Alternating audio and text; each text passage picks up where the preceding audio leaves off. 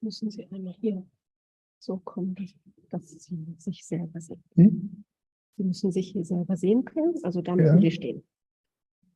Können auch ruhig einen Schritt zurückgehen. Ja. Und jetzt können Sie mit dem Pointer fortschritt machen. Also ich transportiere hier nach vorne. Hier geht's weiter. Sollte es hin, ne?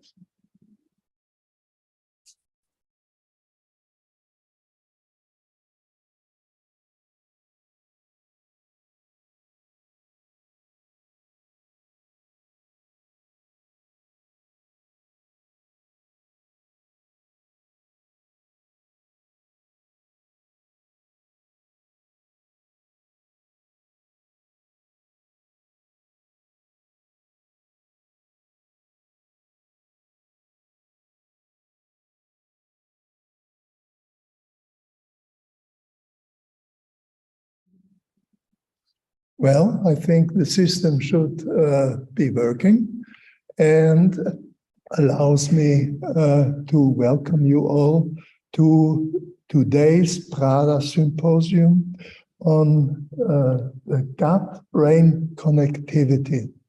Now, Prada Symposium, I should explain, this is a part of the initiative of the Prada Foundation, which supports arts and also science, along with Dr. Comi from Milano, a notable MS neurologist in Italy, in Europe.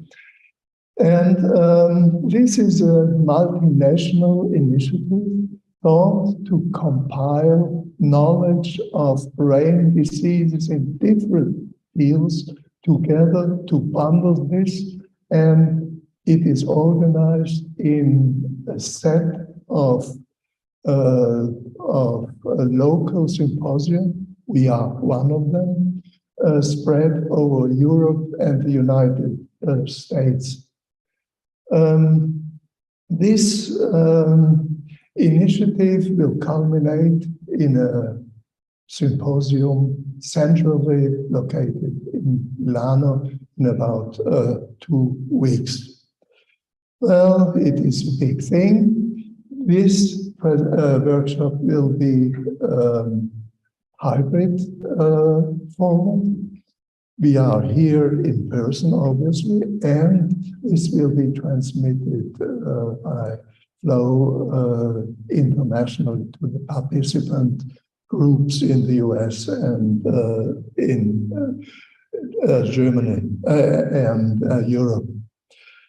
Good. The title is Multiple Sclerosis, the Gut-Brain Connection, a title which about 10 years ago would have been absurd. Nobody would have thought of a connection to the intestine affecting brain disease. Now, we have organized this, symposium in four talks. If I say we, it is Anneli Peters, who did the bulk of the organization, and myself helping her. There will be Dr. Kawakami talking about gut-to-brain principles. Then comes Amira Metwaly talking about some basics on gut intestinal microbiota. Then we switch over to translation from basics to clinic with Lisa Ann Gerdes talking about a very particular human cohort system, helping us to translate our research, and ultimately Anneli Peters will expand on our own recent contributions to this problem, namely identification of intestinal bacteria that may be actual triggers of multiple sclerosis. So these are relatively new and, as I would say, interesting, stimulating new developments, and I hope this you will find it also entertaining. Now, multiple sclerosis. Those not initiated in this clinical problem may ask, well, is MS really an important disease? Numerically, probably not really. It is not a Volkskrankheit. We think about of 280 or perhaps more patients just alone in Germany, worldwide about 2 million. But it has particular properties that make the disease interesting and important.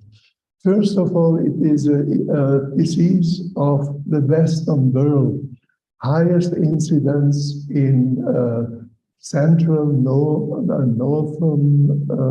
Europe and USA, much less so in Asia and in Africa. Then the patients typically show the disease at young age, 20 to 40 years, and it is deplorably a lifelong disease. We don't have a treatment that definitely would stop it. It will smolder on in a beneficial case till life end, actually with a life expectancy, which is pretty normal. Then there is an international tendency of growing incidence. And finally, there are therapies. Thanks God, there are therapies which definitely will beneficially affect the disease. And this creates a market for the mercantile people among you of, you won't believe, up to more than $20 billion. This I mentioned not for greedy reasons, but it creates interest from corporate research, and that certainly is helpful for our understanding. Now, not only clinical relevance, but also scientific relevance. Research into the basics of MS and its models have very much imprinted our understanding of autoimmunity and of immune reactivity within the central nervous system. We will show you examples, and I hope you will agree with this.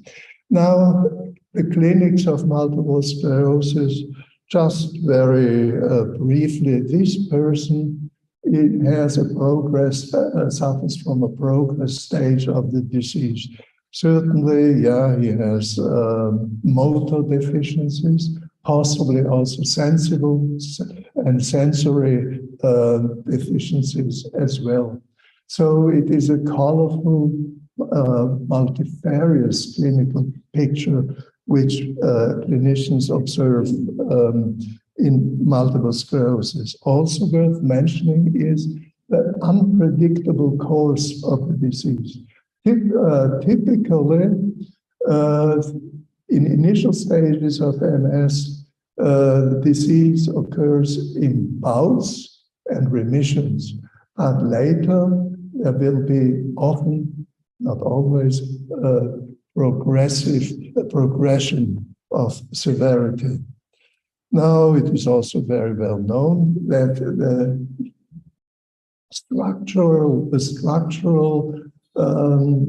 basis of neurological deficiencies are roundish, sclerotic plaques disseminated within the brain, white matter mostly, but not exclusively, and in the spinal cord. And it is, of course, of real interest to learn what is happening in these lesions, how they develop, how they could be therapeutically effective. Now, who may contract multiple sclerosis? I mentioned that MS is not a terribly frequent disease, even in our Western society, with the incidence of about 200 cases per 100,000 population. A person who develops multiple sclerosis should have genetic risk factors. Most important among them in the human histocompatibility complex, the DR215 haplotype.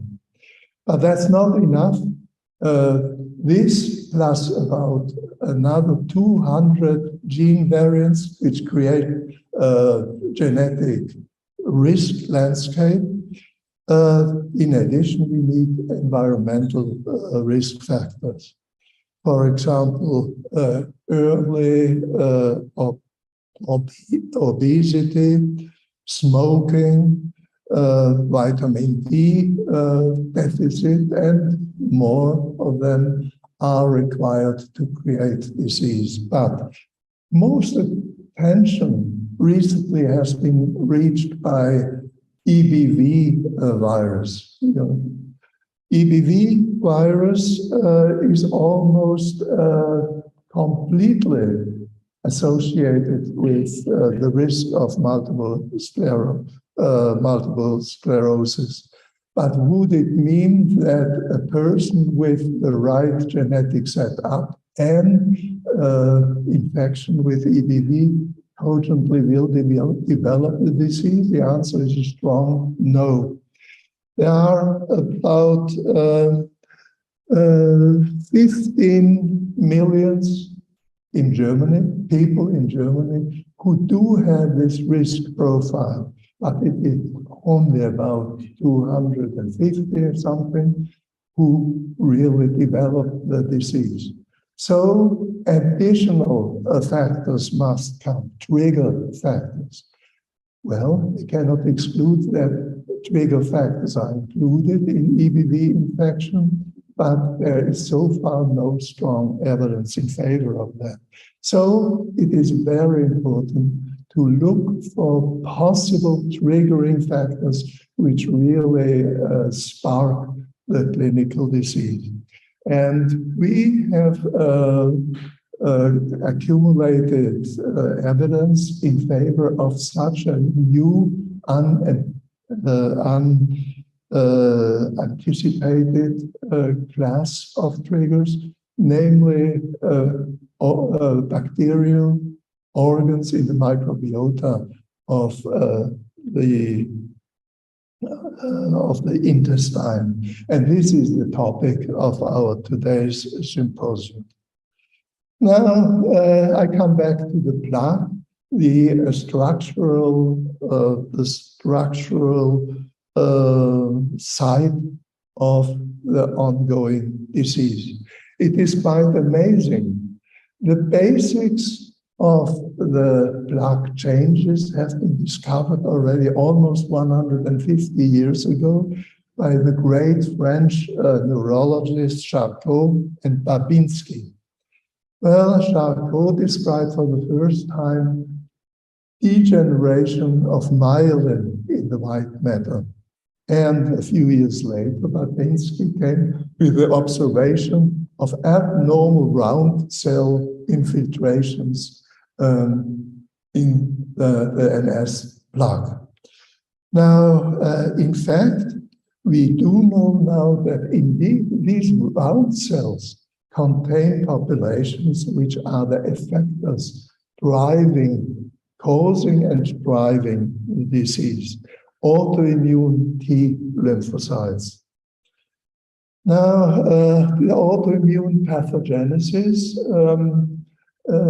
is evidenced by a number of lines of evidence. First of all, the genetic risk implies mostly gene variants which dominate or drive immune reactivity, autoimmune reactivity. Now, autoreactive T cells have been isolated from the blood and the cerebrospinal fluid, which recognize components of the brain, especially of myelin. Then T cell receptors of such autoimmune human T cells have been implanted in the genome of experimental mice, and these mice developed spontaneous autoimmune encephalomyelitis. Then we thanks God, know a number of immunomodulatory therapies, antibodies against immune cells, which quite reliably decrease severity and course of clinical MS. I should, however, say that to the present date, we don't have canonical or humoral autoantibodies associated with a large population of MS patients. So MS may be a cellular autoimmune disease. Now, T cells and CNS autoimmunity. This leads us to ask a number of important questions. What is the status of autoimmune T cells in the immune repertoire, the repertoire of healthy people, and compared to the repertoire of people of MS? Where are these T cells sitting? Where are they possibly activated? In the immune system or only in the brain? How do they migrate into the brain? And how are they activated there? Key questions which we try to approach in the following. The first speaker will be Naoto Kawakami from the EMC. He will ask into the question, where are autoimmune T lymphocytes activated? He explores the gut at the potential activation site. He then follows their migration into the brain, not a trivial question. They must go through the blood-brain barrier into the tightly packed brain tissue. And are they also activated in their target target organ? Now, just to see this slide, activation in the gut leads to the migration of these freshly activated T cells into organs of the immune system, spleen, and other tissues. And from there only, they will be licensed to go through the blood-brain barrier. Now comes the question, microbiota. I am not sure whether neurologists among you are very closely familiar with the wonder world of bacteria in the gut. Therefore, it will be very interesting for all of us to have a very competent introduction in this world of diversity and functions. And this will be done by Amira Metwaly. Unfortunately, I misspelled her family name. I apologize. Who will indeed introduce us into the diversity of the gut microbiota, which extends to a diversity along the gut tube, and also into the diversity across in the cross-section of any gut tube segments. And of course, not only a static diversity, but a dynamic one. individually and also over time. Very important question for us who would like to follow the role of microbiota in triggering brain autoimmunity. Now, there are many, many ways how the gut and the brain are interconnected. The CNS tissues, the immune tissues, especially microbiota, are conditioned by signals from the intestinal tube and vice versa. Immune systems and central nervous signals will shape definitely actual gut microbiota. Now, these are the two basic introductory talks which set the basis for our translational investigations. Well, very obviously, as medical doctors, we won't be satisfied with just identifying or clearing the basics of immune and microbial functions. We would like to see what we can translate into clinics. So we are entertaining bidirectional interaction between translating questions from the bedside into experimental models and vice versa. In our case here, we try to translate our experimental findings back into the clinics. Now, meaningful clinical research requires three classical elements to be successful. That's at least our approach. First of all, we need optimal cohorts to be studied to yield meaningful results. And this requires a reduction of confounding factors as far as possible.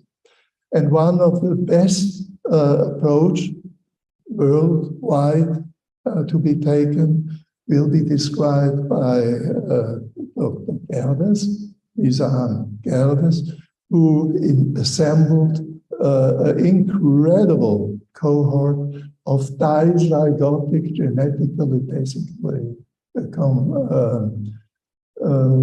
identical twin pairs. I think it's about 95, perhaps even 100 of such pairs. Pairs which are where one twin has MS, the other one not, discordant twin pairs. And she will tell how they have been used in our studies and also for other additional ends. Then, of course, it is important to have access to the real theater of activation, and we suspect it is in the small intestine. And we are very lucky to cooperate with gastroenterologists who can provide us with samples in the terminal ileus, which can be studied. And now comes the third pillar of our research, transferring samples from these cohorts into meaningful experimental models. And it will be Anneli Peters who will talk about her experiments and the experiments, especially of Dr. Hong Yoon, who is sitting here as a last presentation. Now, Dr. Gerdes will open our presentation. She will describe, as I said, the Munich MS cohort, and will present early findings about the diversity of these humans, healthy versus diseased, and will describe possible differences, but not functionally characterized at this stage. This will then be taken over by Dr. Anneli Peters, who will introduce here a very suitable experimental mouse model, which allows manipulations which are forbidden, obviously, in human people. She and Han-Suk Yoon are using a transgenic mouse model, which develops spontaneously autoimmune encephalomyelitis in absolute dependence of gut microbiota. This is shown here. She will continue showing that replenishment of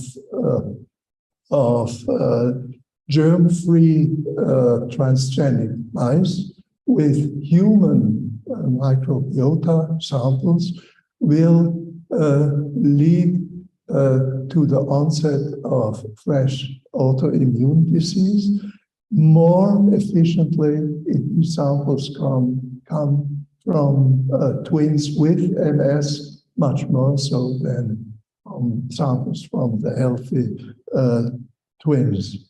And she will show you, very surprisingly, that the microbial basis of triggering experimental autoimmune encephalomyelitis is an almost perfect expansion of particular defined microbiota,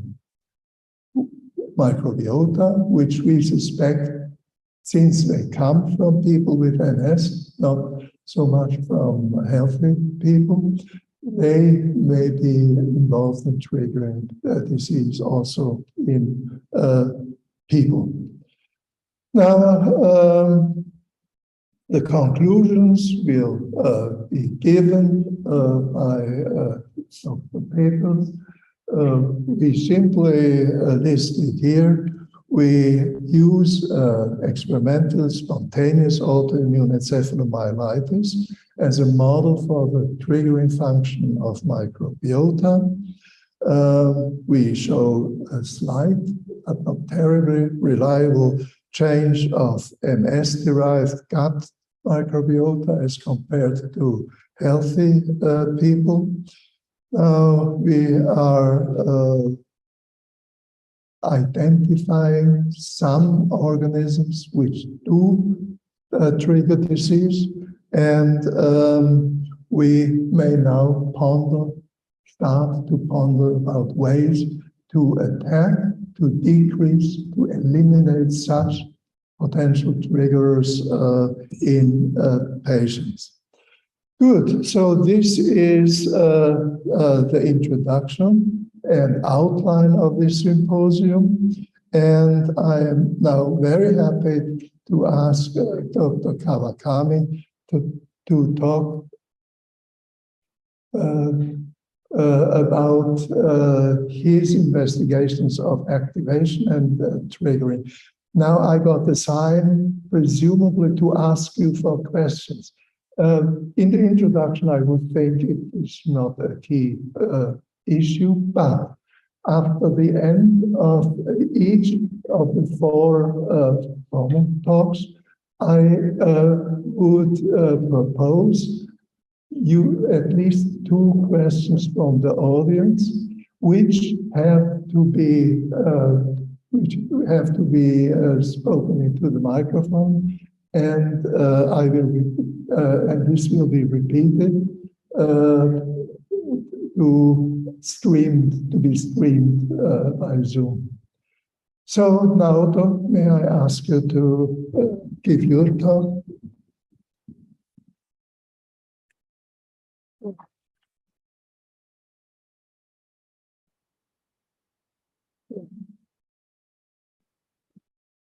this is forward.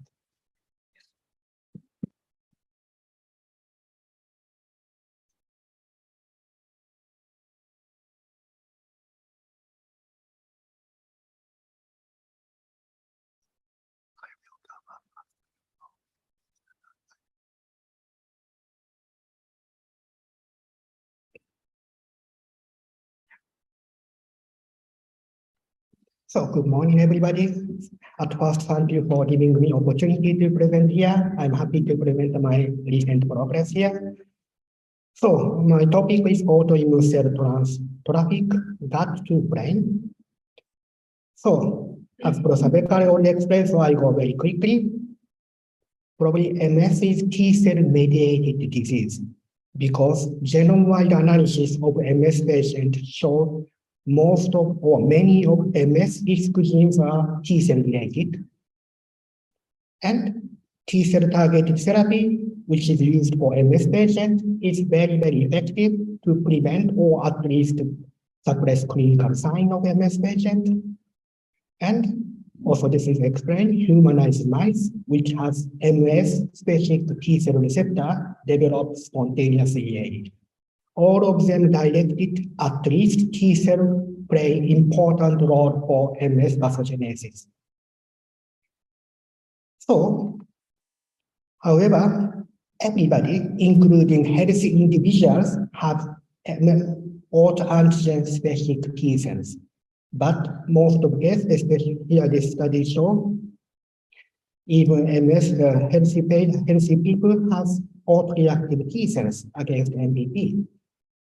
Number is a bit higher in MS patients, but there are comparable number of autoreactive T cells. How do pre-existing encephalogenic T cells start T-cell CNS information? Because in most of cases, T cells are autoreactive T cells are there, but they do not start autoinflammation in the CNS.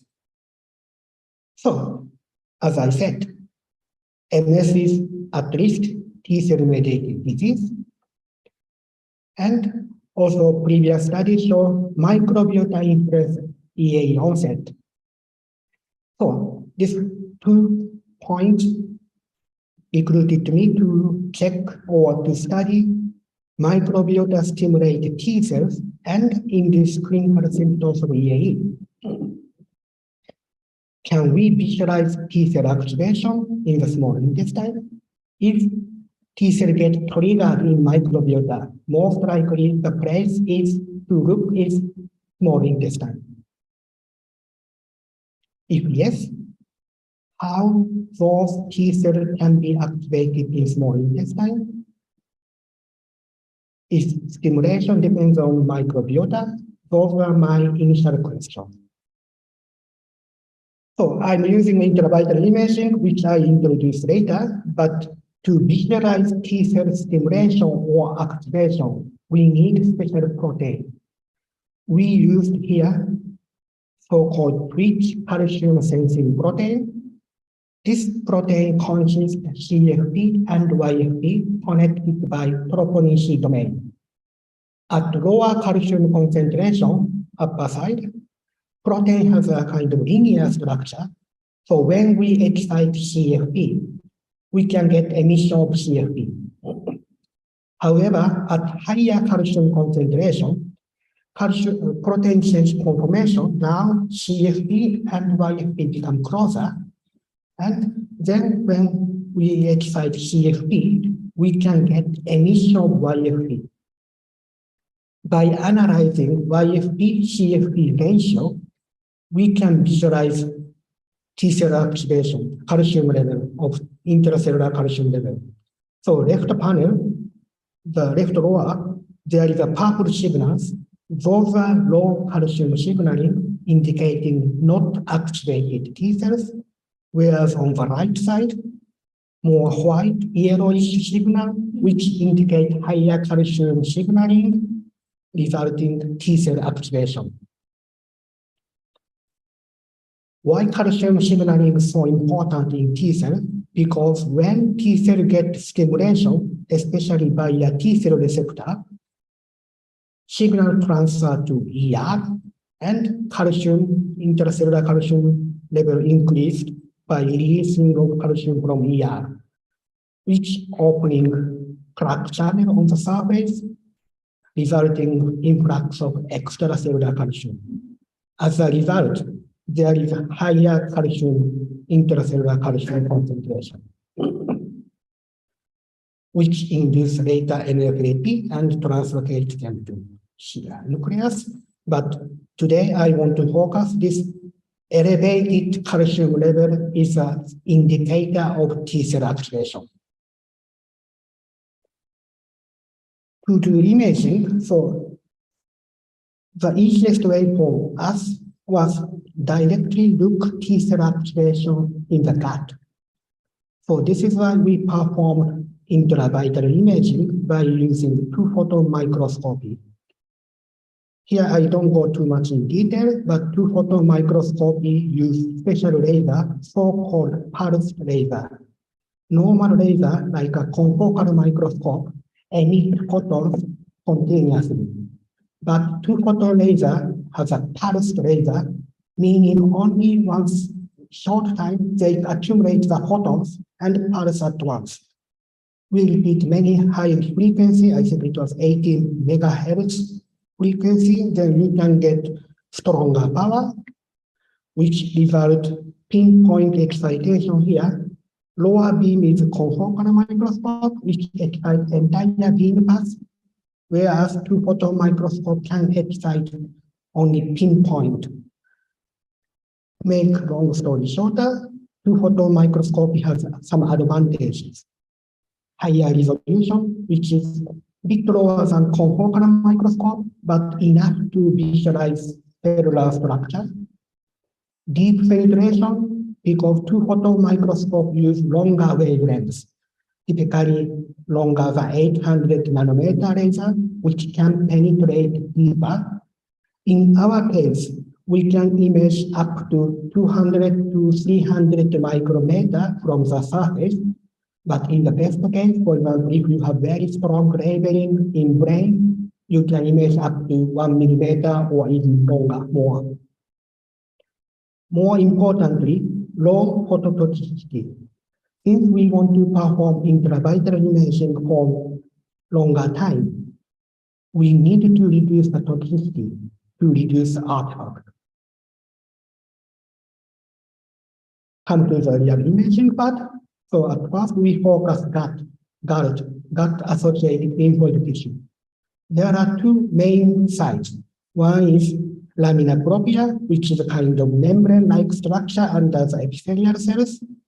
Others are on the right-hand side, pial spots, which is more lymph node-like structure containing many immune cells. We performed intravital imaging of T cells in those tissues. First, here we image polyclonal T cells, which is mixture of different antigen specificities in lamina propria. As you can see here on the right side, T cell, there is T cell, and this T cell has lower calcium signaling because it's purple during the movement. Occasionally T cell shining up, but not all the time. We analyze first speed and calcium signaling. White line indicates the speed, and light blue line indicates the calcium signaling. So this T cell, particular T cell, show up calcium signaling only once for a short time, just less than 1 minute, and coming back to the resting status. So we analyze many cells, and we put the kind of threshold. So we put the threshold 0.63. If calcium signaling ratio go above that one, we consider as a T cell activation. And around 5% of polyclonal T cells show T cell activation. So what is MOG-specific T cell? MOG is myelin oligodendrocyte glycoprotein, which is brain-specific antigen. We have MOG-specific T cell and image in lamina propria. I start the movie. So now you can see T cells are more frequently, I hope you can see, and activated. Of course, we analyze, we quantified. So now, before polyclonal T cells were 5%. Now around 90% of T cells show activated signal. It's not dramatic, but significantly higher proportion of T cells are activated in lamina propria. So also we quantify how many percent of T cells show calcium signaling, around 90%, and also at the same time T cell moves slower, because this is a kind of interaction with other cells.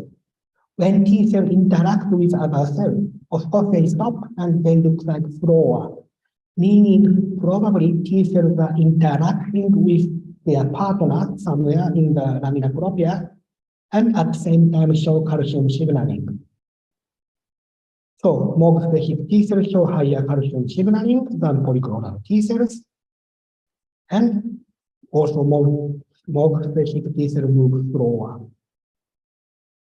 Now, how is another immune organs in intestine, higher starch? We did similar experiment, MOG-specific T cells in higher starch. So you can already see T cells rarely show calcium signaling. We quantified and compared polyclonal and MOG-specific T cells, but basically they behave similar way. So compared to those results, probably something happened in lamina propria, but not in higher starch. So question comes, of course I said MOG is CMS-specific antigen, but no one can exclude maybe small proportion of MOG expressed or present in the small intestine.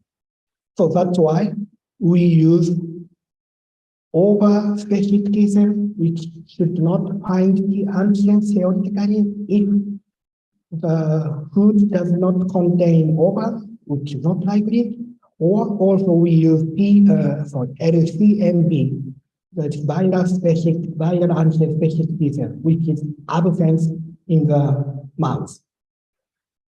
But surprisingly for us, both over and LCMB-specific T cells show calcium signaling. Over T cells around 14%, LCMB-specific T cells 22%. So stimulation is not really antigen-specific. Then question comes, how is microbiota? Obviously, we perform intravitreal imaging of MOG-specific T cells in lamina propria of Germ-Free mice, which do not have any microbiota. So our imaging shows T cells are moving around in the lamina propria, but they rarely show calcium activity. Quantification shows even less than polyclonal T cells, only 2% of possibility T cells get stimulation. So this result clearly shows T cell stimulation is induced by microbiota. But what changes T cell get? Of course, I show T cell get stimulation. So to study this, we cannulate the emigrating T cell from the gut. As you can see here in the picture, T cells from the intestinal area go to the mesenteric lymph node, and by a lymphatic vessel, they go out to the other organs. We can cannulate and we can take out T cells which is emigrating from the mesenteric lymph node. So when we compare MOG-specific T cells and wild-type animals in SPF condition and germ-free condition, there are more cells from SPF animals, which somehow fits to our observation. And transcriptome analysis showed we compare what happened to those cells. I know this picture is a bit complicated, but I tell the message. So in SPF condition, more specific T cells in lymphatic vessel upregulate Th17-related molecules. So at least T cell get phenotypical changes direction to Th17 cells, which is probably important to induce CNS inflammation. So now question comes, how those T cells enter the CNS? Now I showed you activation or triggering event in the peripheral organs. Next step as their target organ, CNS. So T cells triggered in the gut migrate into the CNS. At first, T cells do rolling and crawling, as you can see here. Some T cells are moving within the vessel. After that, number increased, but still move within the vessel. One moment, T cell decided to go out from the blood-brain barrier to the leptomeninges area. Then T cell continue their travels and interact with local antigen-presenting cells. This is the process of T cell infiltration into the CNS. And just I want to point out the cells which you can see within the blood vessel, they are attached on the endothelial cells. If they are floating together with bloodstream, they are too fast to detect by photon microscope. So what we can see is now ready to migrate out from the blood vessel. So what is the mechanism of VLA4 antibody, which is most effective treatment for MS? Here, experimentally, we infused anti-VLA4 blocking antibody into the animal during the imaging. In the picture, you can see many green cells within the blood vessel.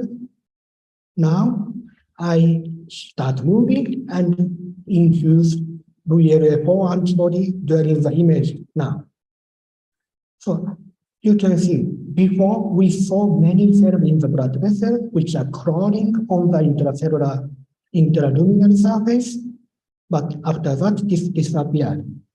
So T cell VLA4 blocks the T cell adhesion, which is used as natalizumab humanized anti-VLA4 treatment, as I said, very effective MS treatment. So T cell activation in leptomeninges, what I showed you before was just T cell migration, but also we can apply T cell activation. Here you can see a T cell interact with antigen presenting cell, become activated. Another one get also activated. Both are beside the blood vessel. If we block those activation, what happens? Pharmacologically, we can block T cell calcium signaling. Here we use BZ1994. This is the NAADP antagonist, which block calcium signaling. So upper part, this is control treatment, lower part, BZ treatment. You can see less calcium signaling. Accordingly, also we can see less clinical severity with BZ treated animal. Meaning T cell activation in the CNS is also crucial to induce clinical EAE. So in summary, T cell get activation. Is this so important? Probably yes. This is what we speculate. I showed you T cell got activation in the CNS. Then they start producing inflammatory cytokines, which open blood-brain barrier. You know, blood-brain barrier is very, very tight at the beginning, but under inflammatory conditions, it can become leaky. Then, as next step, probably it's easy to, as a T cell enter the CNS. Is it true? Probably yes. We did long-term imaging. This is early phase of EAE, before onset of disease. You can see blood vessel, and there are some T cells, green one. So we imaged 7 hours. and number of T cells increase slowly. Because in this moment, the inflammation is very, very tiny, and there is not too much amplification of inflammation. But later phase, once inflammation started, number of T cells increased dramatically. We quantified at first early phase, number of T cells increased very slowly, but at certain time point, increased exponentially. This indicates probably we don't need too many T cells to start inflammation. At the beginning, very, very tiny amount of T cells is sufficient to induce inflammation. Also, this support will fit somehow to our data in the gut, because there, compared to polyclonal and antigen-specific T cells, difference is not very, very huge. It's relatively mild. But maybe such a small trigger is enough to induce CNS inflammation. So, in summary, I showed you today, and I hope you are convinced, antigen-specific T cells get stimulation from microbiota because we don't see T cell activation in germ-free mice. And T cell stimulation upregulate Th17 related genes, which we need to confirm with. The T cells infiltrate into the CNS from the blood vessel at leptomeninges. And I showed T cells get activation in the CNS and start CNS inflammation. We have still many open questions. For example, how those T cells get stimulated in the from the intestine. We don't know what kind of molecule, what kind of mechanism. So most likely, of course, microbiota, but what kind of microbiota, or maybe metabolite directly stimulate T cell and the independent way. So of course, I'm not the microbiologist, but together with other people, especially Amira, we introduce world of microbiology later, and this may give us a hint. So identification of microbiota, which more specifically stimulate T cells, and phenotypical analysis, so we need to analyze more, especially in the gut. So those are people who contributed to work, and of course, thank you for your attention.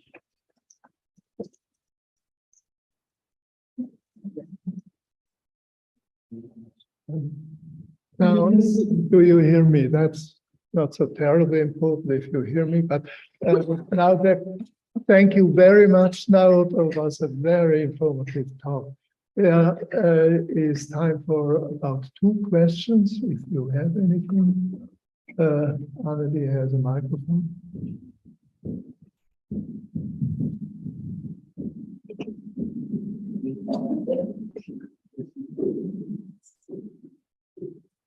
Thank you very much.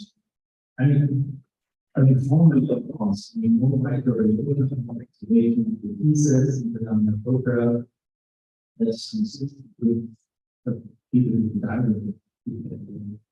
But would you agree that it's also consistent with microbiota stating the activation phase of the microbes that happen during the Microbiota, and that's somehow indirectly talks to T cells? I mean, can you say something about the activation phase of the properties of the Microbiota in the German mouse? I mean, that must be then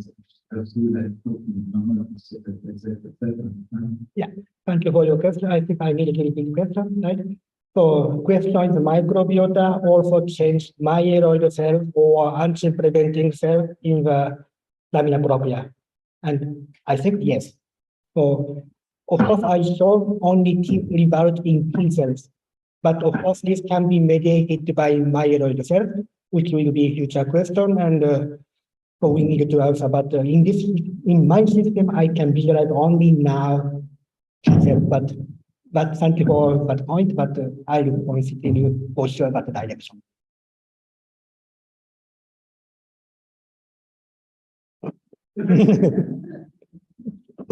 But I think it's not repeated.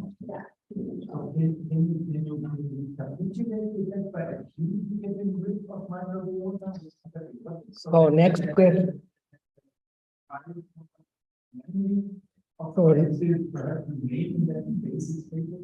So next question is what happened when we remove microbiota acutely?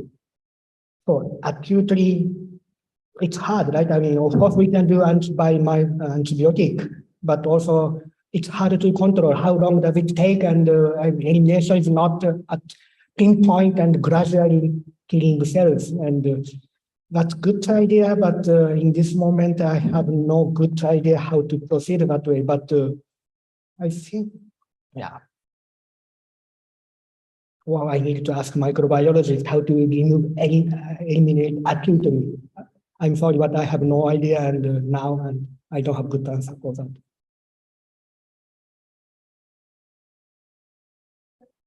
Should I also can I try to shout out? So you said your sort of the stimulation, the calcium signals are independent because you get them with these different kinds of TMDP, LCMD, other. Yet there's a difference in polyclonal cells, which of course also recognize antigen, right? So did you compare, so it doesn't depend on kind of the activation status of the cells when you inject them. So did you compare sort of the different T cell populations in this terms before you inject them? Yeah, so question is,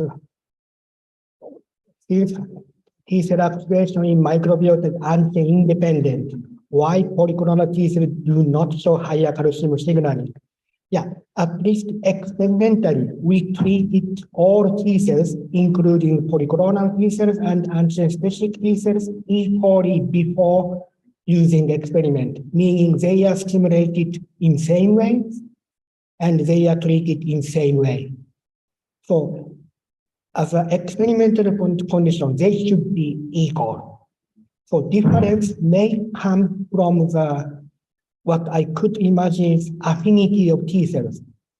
I mean, of course, over T cells, more specific T cells, LCMB specific T cells, they should have relatively higher affinity compared to polyclonal T cells because they are selected, or the best TCR is selected, best TCR are selected.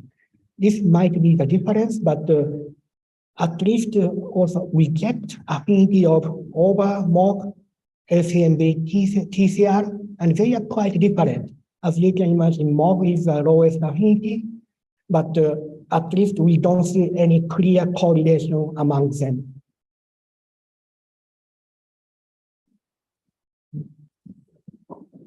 Thank you again, Naoto. And now comes Amira. Unfortunately, she is not able to join us here in person, but she will give her talk via Zoom. Oh, we have her. Yeah, can you hear me?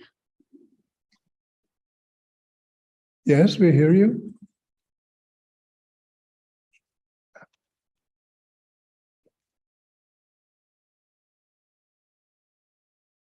All right, perfect. All right, so good morning, everyone, and it's my pleasure to be here today to join you. I wished I could have been among you in person. However, it's my pleasure to be here today and to contribute to your very interesting symposium. And as introduced earlier, so I will give you, I hope I can give you today in the next 20 minutes or so, an introduction into intestinal microbiota, and also a glimpse of what we do in terms of identification of microbiome signatures that can be used for diagnosis and prognosis of chronic inflammatory diseases. In our case, that would be inflammatory bowel disease. All right. I just saw a message in the chat. Can you see my slides? Okay. Yeah. All right, perfect. Yeah, so I wanted to start with this picture, and picture may worth 1,000 words. And here in this picture, what you can see is actually these pumps are the intestinal lining. So these are inside the GIT, and what you can see here, these what looks like shoelaces. These are actually bacteria. So each one of these is one bacteria.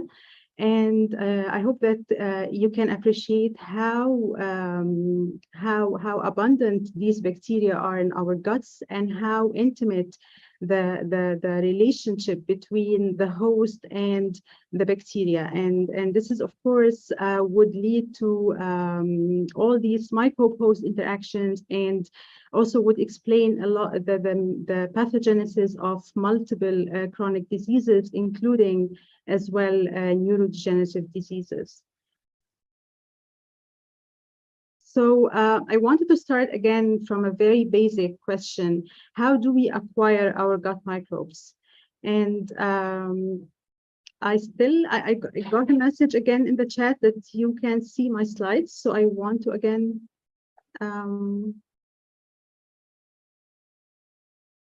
check the audience. Yeah, sorry, we cannot see. We see your slides on the computer, but not on the projector. Mm-hmm. Could you maybe try to duplicate screens so that you can see it on the computer and on the projector? So you can go to F7. You will find I can extend. To have our presentation here, and we can quick. Yeah, but we cannot share both at the same time. Can you try F7? Sorry, that's not working. You cannot share your screen here. This is not. No. No.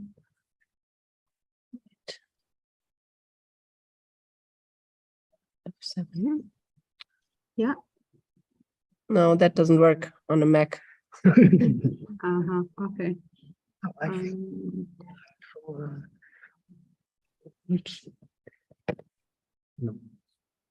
no, this is not connected.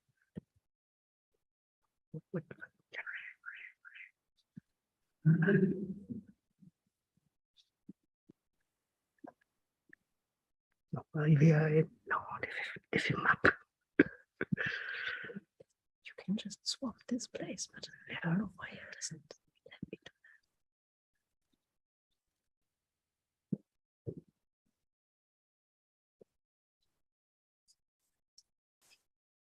that. Yeah.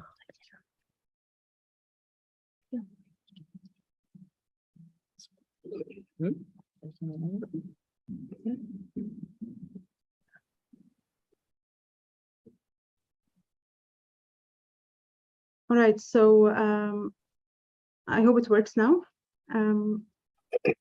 Yeah. All right. Okay. So I go on for the audience online, and I hope the technical problem will be fixed on site. So basically, I came to the question of how do we acquire our gut microbiota. And basically, the gut microbiota resides in our body from the day we are born until the day we die. And we acquire we get our first exposure to intestinal microbiota from our mothers upon delivery. And then with the exposure to the environment postnatally, we get exposed to more and more bacteria from the environment, from the food we eat, from the medications we receive, and also from once the solid food is introduced as well. So there have been a lot of studies looking at which factors might impact the gut microbiota composition. And one of the very interesting things is that actually delivery mode might impact which bacteria or which inoculum would be the initial inoculum that resides in the intestines. And there have been studies showing that vaginal delivery would actually allow for different kinds of bacteria to be blooming compared to cesarean sections. Now, after birth, when also the type of feeding would impact the gut microbiota composition. So whether the baby receives is breastfed or receives formula milk, that would highly impact the gut microbiota composition. And now, as you grow, you get exposed to antibiotics, for example, and antibiotics have a huge impact on the diversity and composition of intestinal microbiota.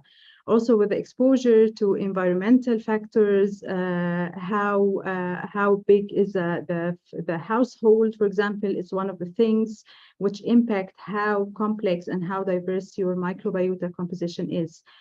And there have been also studies showing that exposure to antibiotics at an early age impact the incidence, or actually lead to the incidence of many autoimmune diseases in later at life. That includes asthma, that includes allergies, and so that's one of the very interesting things that people try to also educate the public about. And so 2 or 3 years after birth, and after the introduction of solid food and after the exposure to the environment, the gut microbiota reaches more of an adult-like configuration. And this configuration is microbiota, or the bacterial community that would be residing in your intestines for life. Now, unless you do something very different, unless you get exposed to antibiotics, unless you travel, for example,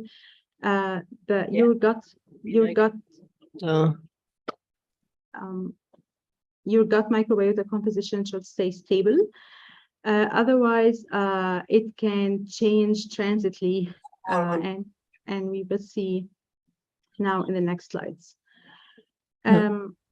So the other thing is, speaking of microbial community richness and diversity, and if we all humans are created equal, or do we have a diverse microbiota composition?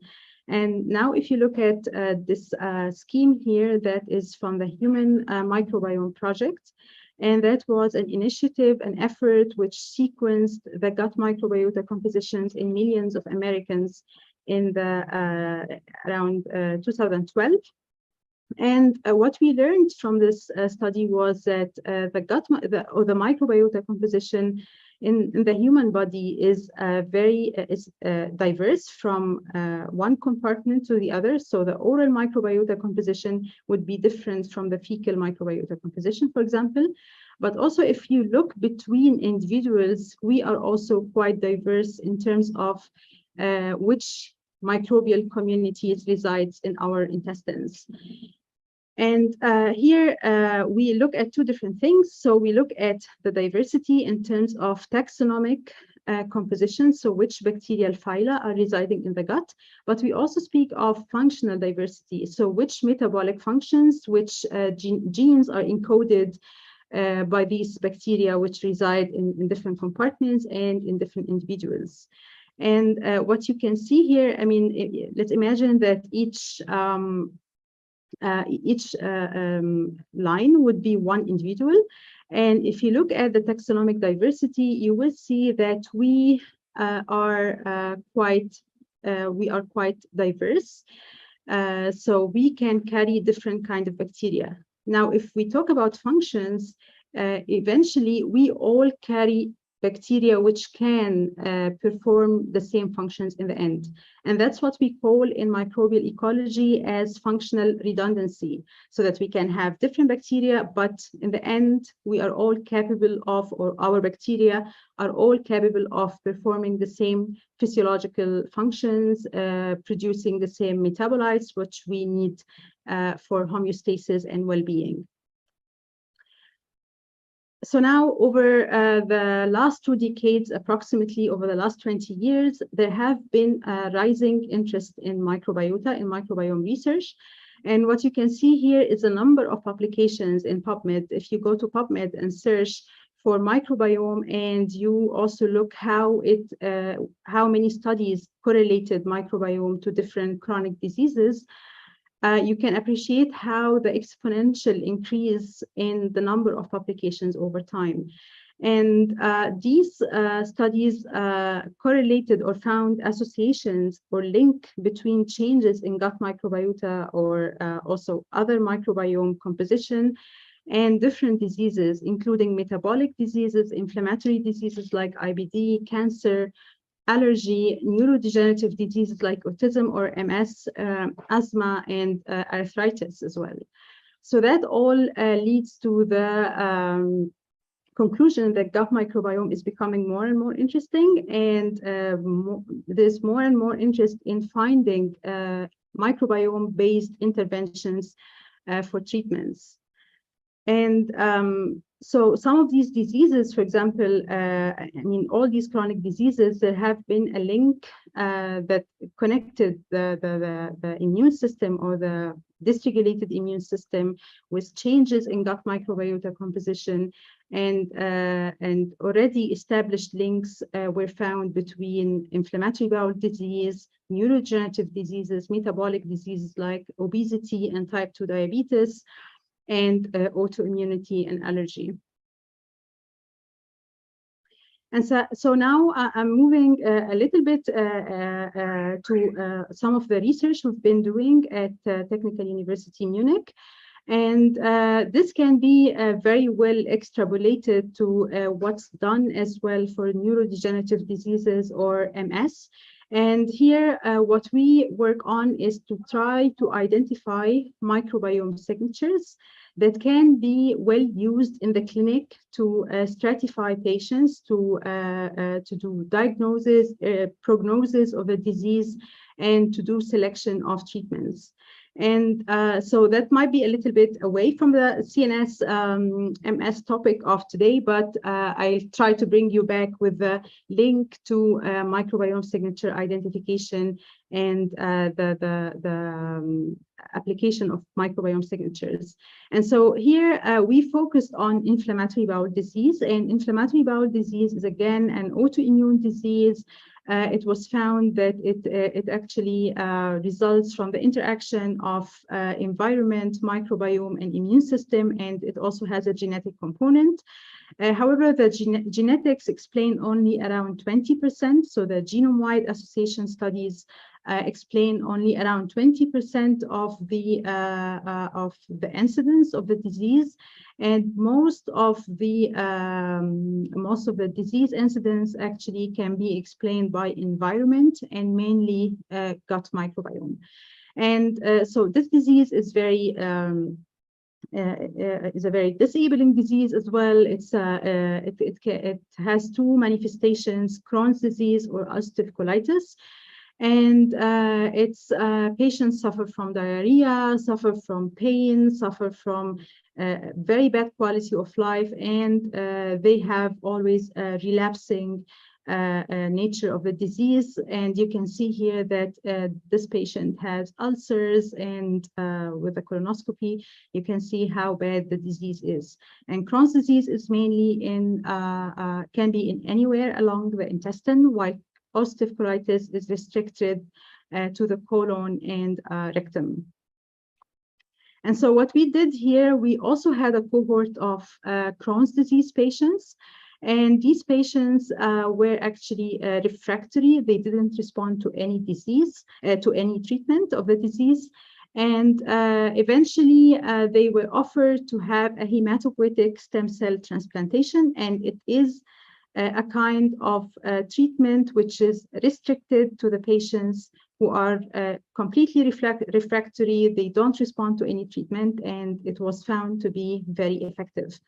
And so we had access to this cohort. It's a very unique cohort because not many patients actually go to this treatment.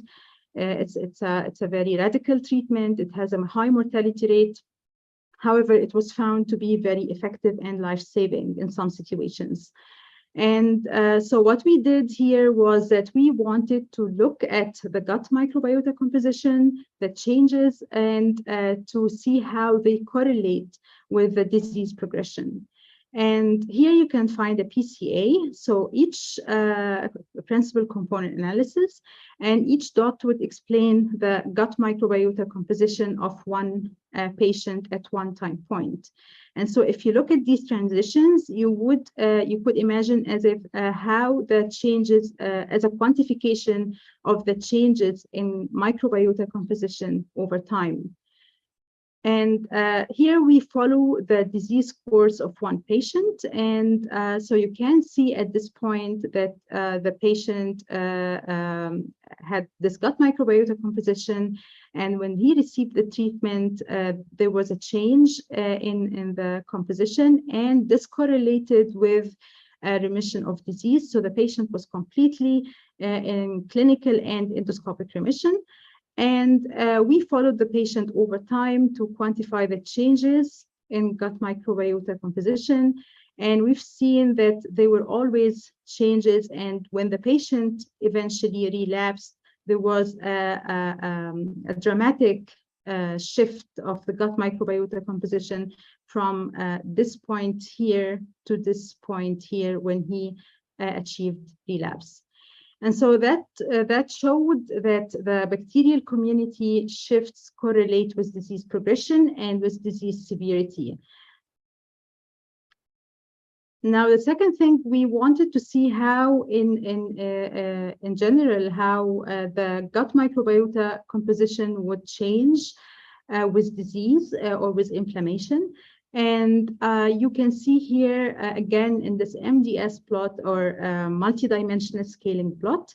And you can see that in red, we have all the patients who are inflamed. And in blue, we have the patients who achieved remission. And you can see that there is some separation, but actually there's also a huge overlap based on the bacterial community composition.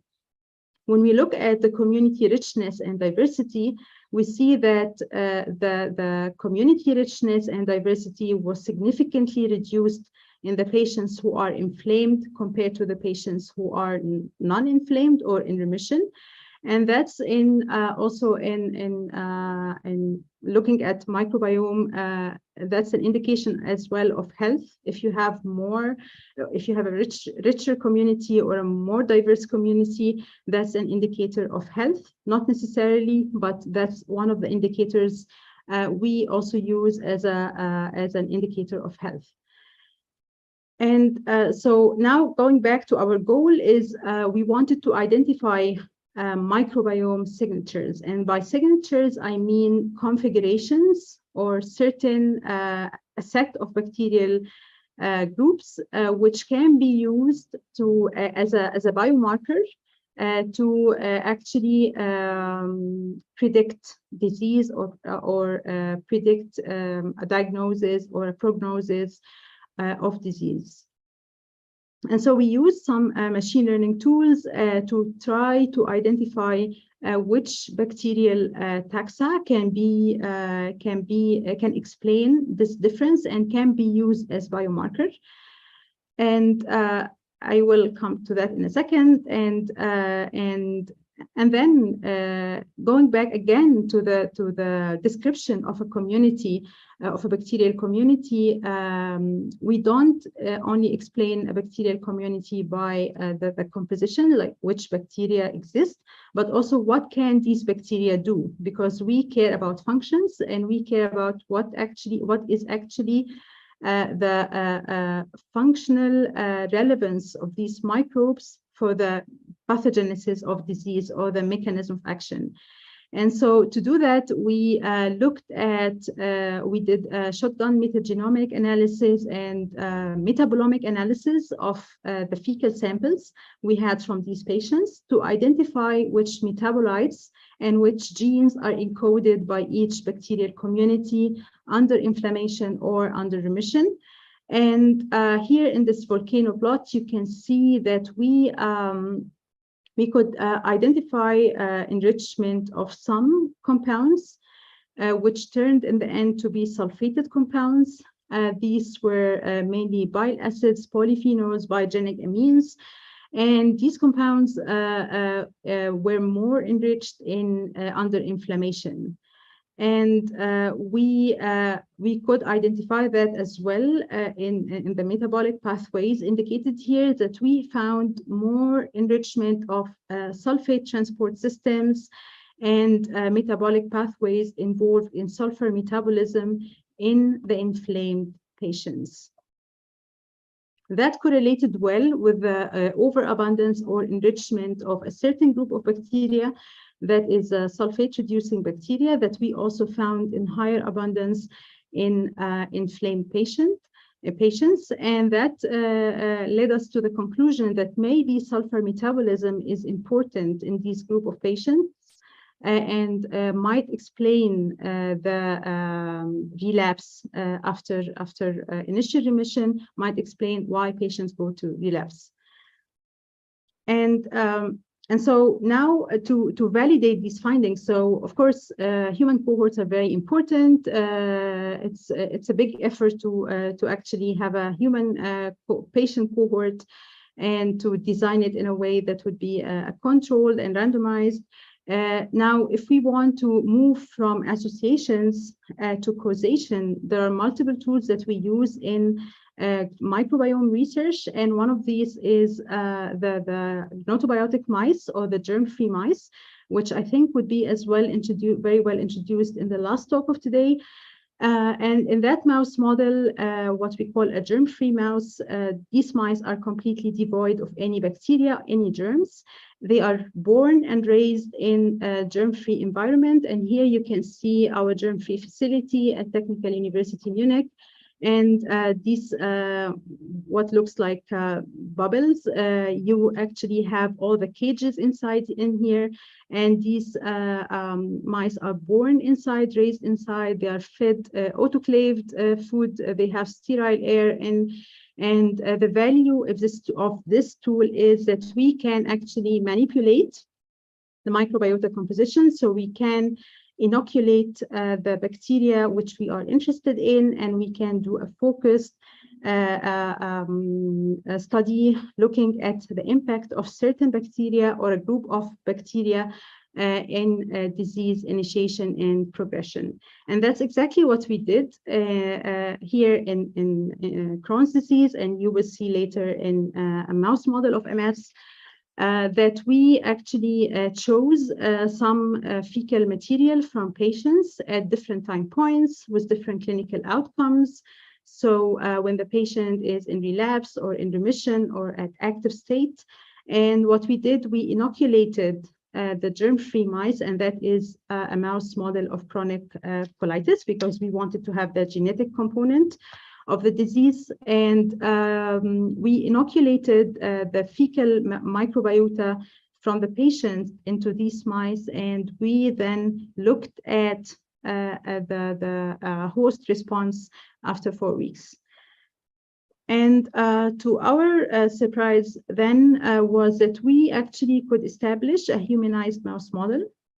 And this mouse model reflects the disease phenotype. So here you can see the histopathology scoring of these mice.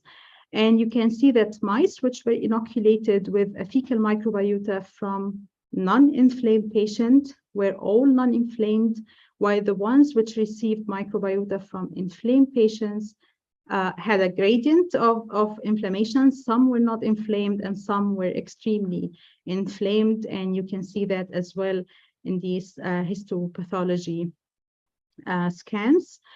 Now, that was a great finding, because that would allow us to actually focus on this mouse model and to look more into the host response in a more detailed way, and to also look at the changes in microbiota composition. And so we validated our findings from the human cohort by again looking at the gut microbiota composition in these mice. And what you can see is that in red you have all the mice which are inflamed, in blue the ones which are non-inflamed, and in yellow are the ones which which are as well inflamed, come from relapsed patients. And here the conclusion was that you can see that different microbiota configurations can actually have the same outcomes. So in other words, you can have, so the way you look at this is the more distant these clusters are, the more different they are. If they are closer, they are more similar. And so if we look at these ones, you can see that you have these two blue clusters, which are quite distant, while both of them carry non-inflammatory microbiota, or microbiota from remission. So that means that you can have very distinct, very different microbiota composition, but in the end, these different compositions can do the same functions, which can lead eventually to disease. And that's what we identified then using machine learning tools, that we came up with this microbiome signature of 10 different bacterial species that are distinctive for inflammation or non-inflammation in Crohn's disease. And that was characterized by an increase of desulfovibrio or sulfate-reducing bacteria and sulfated compounds, as I explained earlier. And in the end, I mean, that's again what the microbiome research is going to, or moving forward to, is the integration of different omics technologies, including microbiota composition, gene function, and metabolomics, and put all of that in a signature that can be used to predict disease. And that's what we did here when we integrated all these information. Also, what we found out in humanized mice, we could improve our prediction of the inflammation from 79% to 96%. And we identified these set of bacteria to be indicative for inflammation. Now that if you take that to the clinical practice, if you have a biomarker which can actually stratify your patients into people who might respond or might not respond from a treatment, with this accuracy, that would be a great advancement. And that's also one way, because it's a non-invasive tool. You look at the gut microbiota composition, and you can learn more about the response to treatment or chance of disease. I think I'm going to skip that, but I'm gonna in the end put this forward, and that's what we think of microbiome signatures, and what I think also the field of neurodegenerative diseases, MS and other neurodegenerative diseases might benefit from is we need, yes, to rely on human cohorts. We need all the demographic data. We need all the information about population and the cohorts we have, and using the multi-omic technologies, microbiota, metabolomics, and shotgun metagenomics, we can find biomarkers. These biomarkers need further validation using, for example, gnotobiotic mouse models, but also intervention studies or minimal consortium, for example, to reach a validated microbiome signature that hopefully can be implemented in the clinic. And with that, I also would like to bring this forward, that now there have been an increasing application of microbiome-based treatments. One of these treatments is, of course, the fecal microbiota transplantation.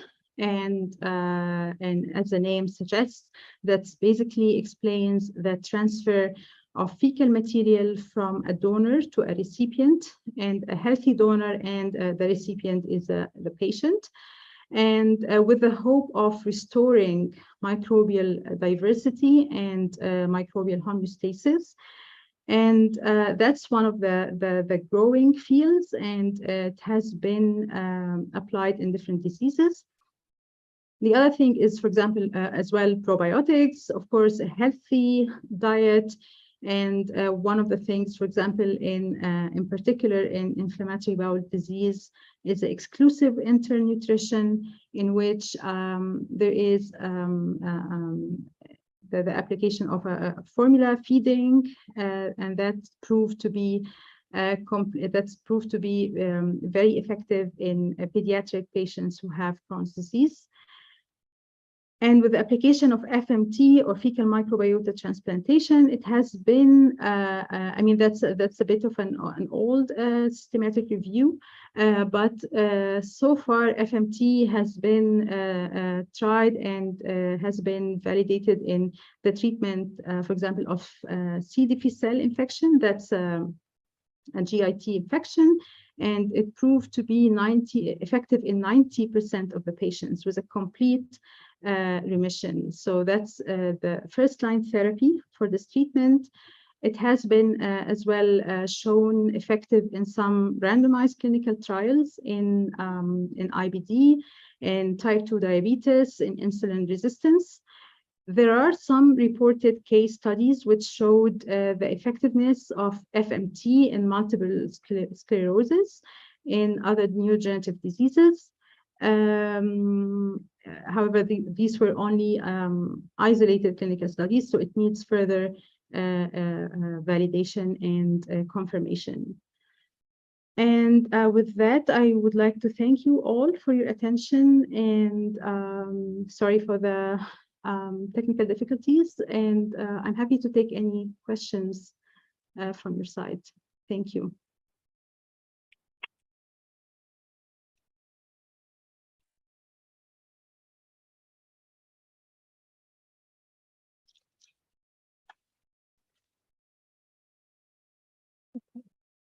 Are there any questions from the audience?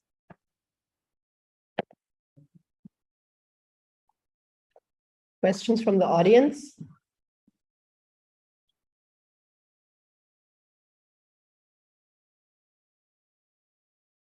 Ja. Kannst du schreien, dann wiederhole ich. What is your experience with the transplantability? First, so when you transplant from human to the mouse, what is the percentage of the representation of the species in the mouse? So Amira, the question is, what's your experience with the transplantability? So how many percentage-wise can you transfer from human to mouse? Yeah, that's a very good question, and it's I know it's quite debatable. So the applicability of the humanized mouse model and how well it reflects reality in terms of gut microbiota composition. Of course, it's not 100% transmissible, because some bacteria are able to colonize the mouse gut or not, or the other way around.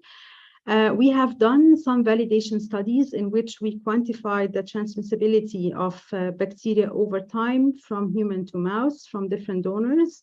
And we can see a range of transfer efficiency, which can range from 50 to 80%. So it depends on the donor initial microbiota composition. And so what we think of this model, so there is, of course, obviously a limitation with the transmissibility of all bacterial taxa.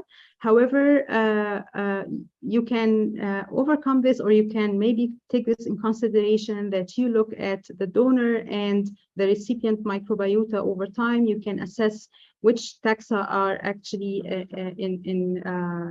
managed to colonize, and you can use it as the model system, like the incubator, in which you look only at the set of taxa which managed to transplant and how they would correlate with host response.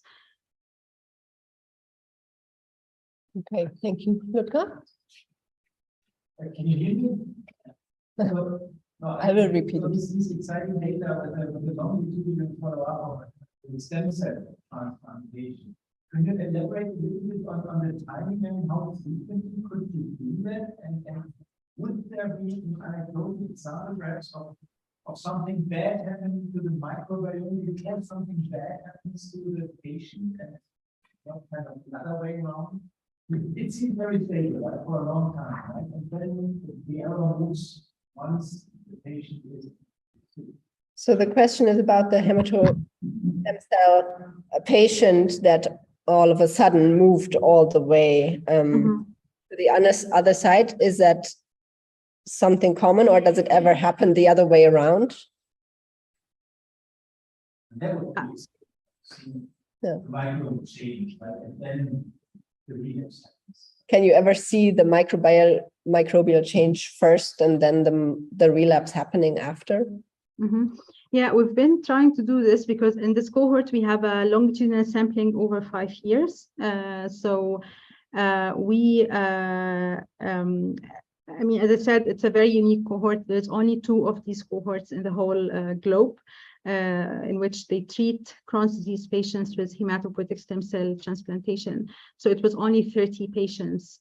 We tried to look at this at the trajectory of changes before the relapse actually happens.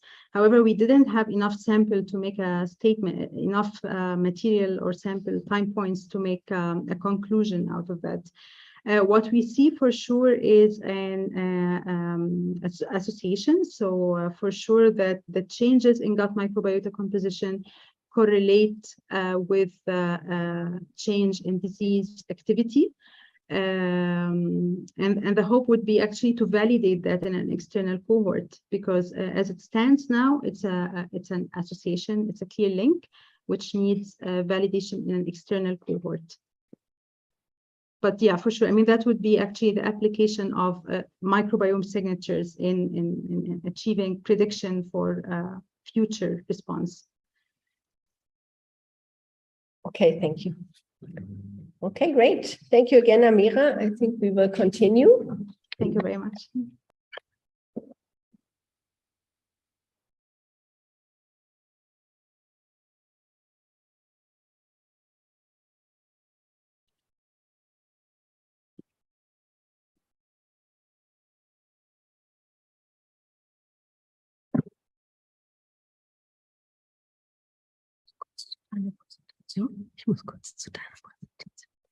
Okay, maybe for the sake of time, I will start, and I can also skip some of my introductory slides, since I think we have got the best idea of general ideas on multiple sclerosis from Professor Wekerle.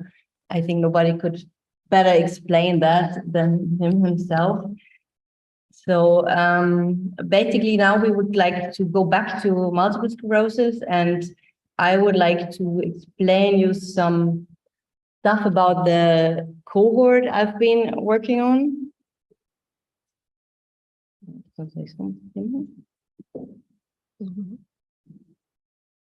Okay, yeah, so that's what I said, that I can skip more or less, but I want to emphasize, even though you mentioned the overall numbers of MS are not, Volkskrankheit are not overwhelming, but the prevalence is rising, and also the gap between female and male is rising, with the female to male ratio up to 3:1 already now. And that's also the same in allergy or in other autoimmune diseases. That's why we think it's important. What's that? Okay.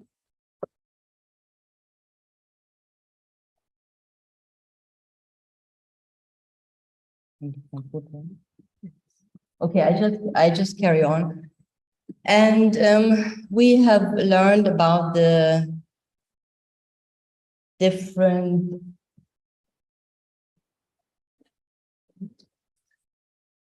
Yes.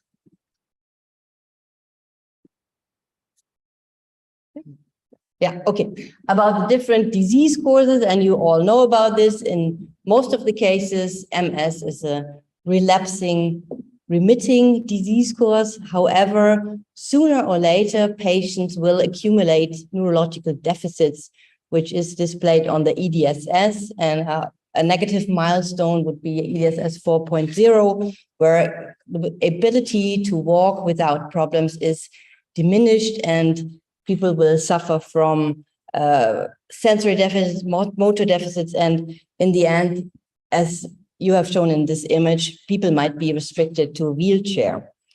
And what is very important, that even though in the beginning you have these relapse and remissions, which seem to show a complete recovery from these neurological deficits, from the very beginning, we have disease progression, clinically as well as on neuroimaging. And that is probably reflected by a smoldering CNS inflammation that is compartmentalized in the brain. And this so far cannot be tackled. And despite this very impressive timeline of drug development over the last years, with now more than 14 really effective disease-modifying treatments for MS, which can lead to no evidence of disease activity, as we would call it. So the patient seems to be doing well, no relapses, MRI is stable,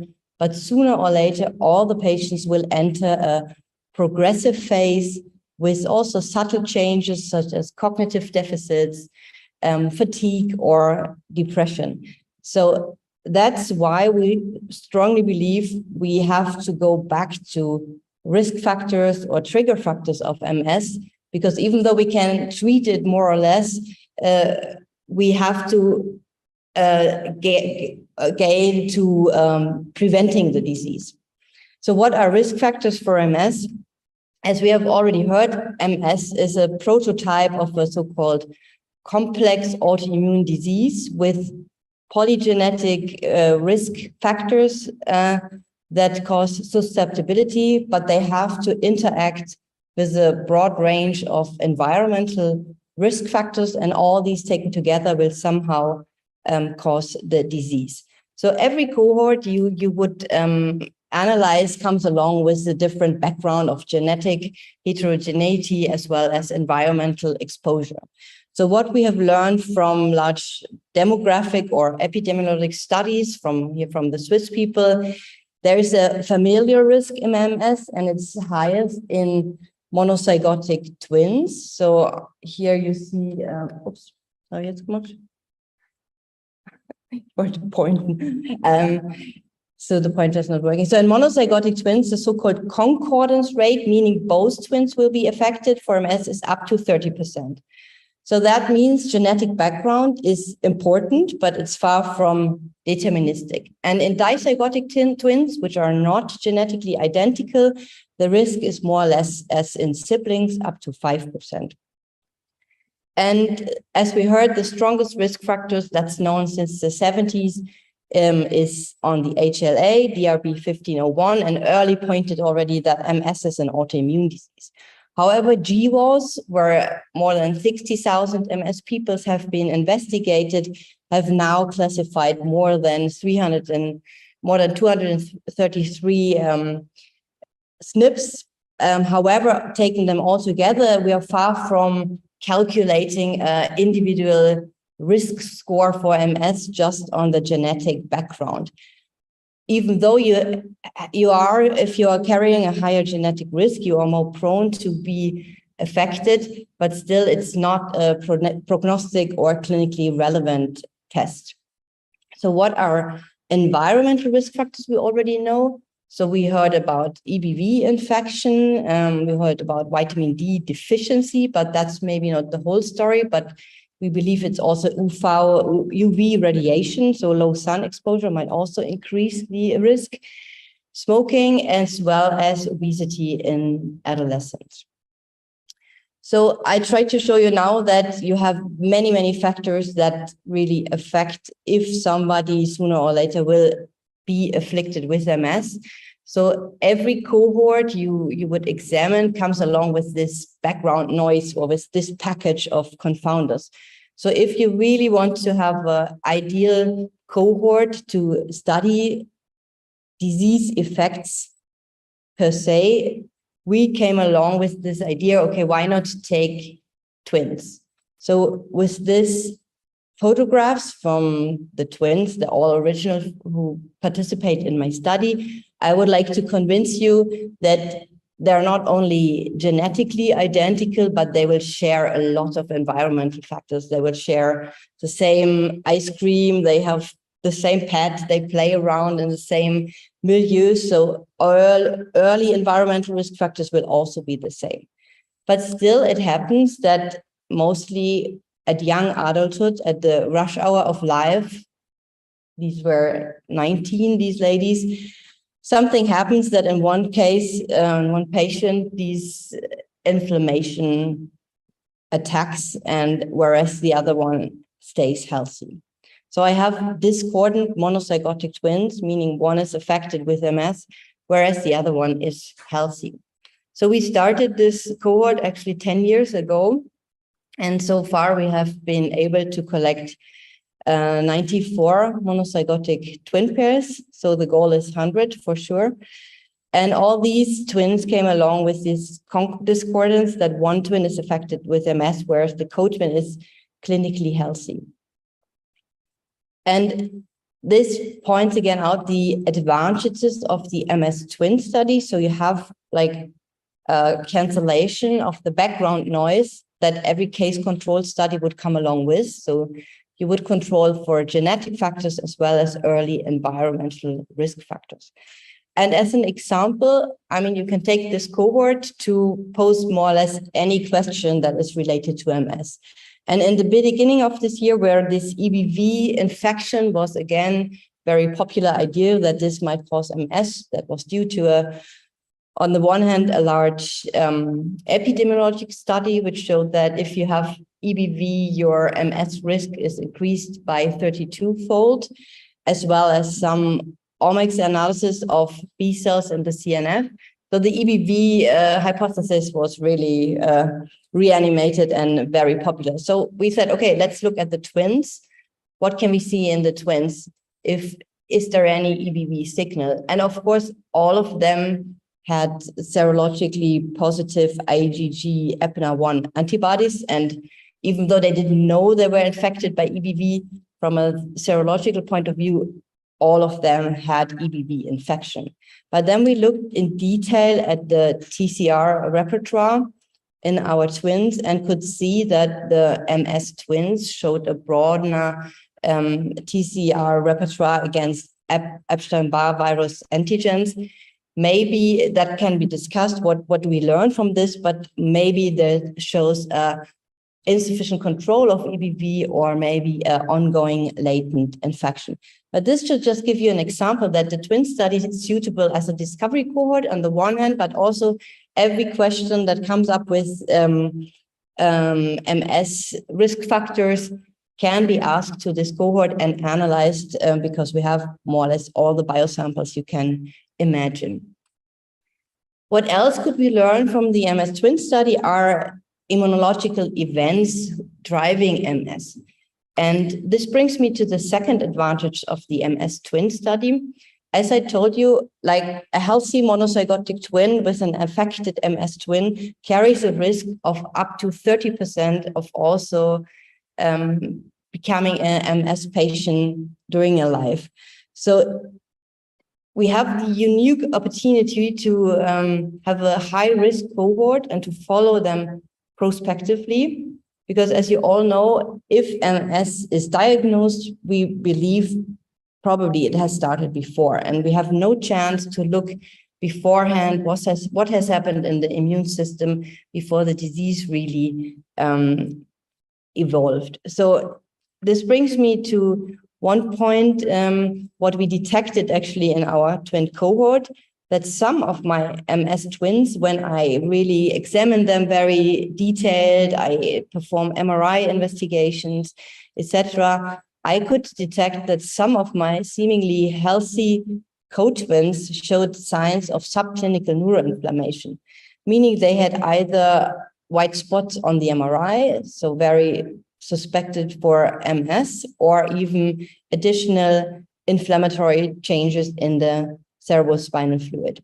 So this gives me the chance to look at people before they actually develop the disease, what maybe are triggers and what are the immunological events finally driving to the disease manifestation. And in the first study, we looked at peripheral blood cells to look at the peripheral immune signature. And of course, we set out to see a clear difference. And that was what we expected, that we would see a clear MS-associated peripheral immune signature in my MS twins compared to my healthy twins. But we were actually quite surprised that now we looked at immunophenotyping, 141 parameters, and we had now 3 factors in this equation. It was age, sex, and MS, so disease status depicted in blue. And as you can see, the MS disease status did not really explain the immune signature as we expected it. And we then asked, okay, but what is explaining the variation in the immune signature? And then we took what we call twinship into the equation, and we could see the twinship reflecting the genetic background as well as shared early environmental risk factors explains the largest proportion of the peripheral immune variation. So that was a bit disappointing, since we always thought, yeah, okay, MS is a disease of initially activation of the peripheral autoimmune system. So, but we couldn't detect that in our twin study. But then we got back to our tiny subgroup of these twins with subclinical neuroinflammation and thought, okay, but subclinical neuroinflammation twins, they should be very closer correlated to their MS twins. And indeed, we could then detect relevant changes in the adaptive compartment reflected by CD4 positive and CD8 positive T cells. And in the next step, we more or less did a same study, but with different and more innovative technology. We were using multi-omics approach, using CyTOF and single cell sequencing in the MS twin study. And but in addition, and that is actually why this study was really published high and gained a lot of attention, we added a monozygotic healthy twin cohort as well as a dizygotic healthy twin cohort. So only using this together with the MS twin cohort, we could really disentangle what are the effects of the genetic background and what are the effects of the environmental factors on the immune alterations. And just in a nutshell, we could see, and that goes along with many things we have heard before, that we could detect a dysregulation in the CD25 interleukin 2 axis and also increased VLA4 expression. But this was all peripheral blood. And as you all know, in MS, and that's different to Crohn's disease or many other autoimmune disease, we always have the problem that our target organ, the CNS, is really hard to tackle, hard to get. And what is much closer than blood to our target organ is cerebrospinal fluid. And so we were lucky to have some cerebrospinal fluid samples of our twins and to really look into detail what we can see in healthy twins compared to MS twins, but also in between in the twins with subclinical neuroinflammation, which to our mind reflects prodromal MS. And with the help of Edu Beltran from the BMC, performing the single cell RNA sequencing in this CSF lymphocyte, we could display evolution, what we then called an increase of clonal expansion of this tissue resident memory CD8 positive T cell clusters in MS, but as well in the subclinical neuroinflammation twins. And currently, with the help of Vlad and Clara and Luisa, we are trying to validate and also look in larger numbers if we can again see the same changes we saw in the tiny twin discovery cohort in a validation cohort. And for that, we're using early MS patients as well as relapsing remitting patients. But as you heard before, progression is a really big topic in MS. Since this is not well understood and cannot be targeted by drugs, we're also taking patients with progressive disease course into our experiments. So, but then, as we heard, now we have learned about susceptibility, risk factors, and immunological disease evaluation. But we are very interested in trigger factors of MS, and we heard a lot about the gut microbiome today already.